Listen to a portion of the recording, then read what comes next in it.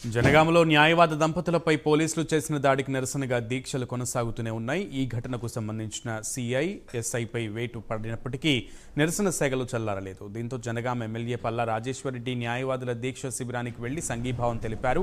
ఈ సందర్భంగా ఎమ్మెల్యే మాట్లాడుతూ న్యాయవాదుల పోరాటానికి మద్దతుగా ఉంటానని తెలిపారు. దాడికి పాల్పడిన పోలీసులను ఉద్యోగాల నుండి తొలగించాలని డిమాండ్ చేశారు.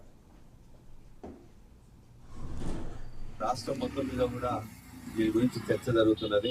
జనగామ పోలీసులు అమృతరావు గారు, కవిత గారి మీద చాలా దుర్మార్గంగా చేసినప్పుడు మాకంటే ముందే వాళ్ళు ఇంటర్నల్ గా వీళ్ళ మీద జరిగింది కరెక్టే అనే విధంగా కూడా వాళ్ళు ఒక ప్రాసెస్ చేస్తున్నారు. దాన్ని కొంతమందిని వాళ్ళు వినిపించుకుంటే కూడా వాళ్ళు నాకు ఫోన్ చేస్తే మీరు మాట్లాడకున్నా పర్వాలేదు, నెగిటివ్ చెప్తే మాత్రం మొత్తం కూడా రేపు పొద్దున ఎవరు కూడా మొత్తం అడ్వకేట్స్ యొక్క సమాజం ఎవరు కూడా మీ దగ్గర రారని చెప్పేసి ఒక ఇద్దరిని వాళ్ళు తీసుకోపోతుంటే కూడా నేను చెప్పడం జరిగింది.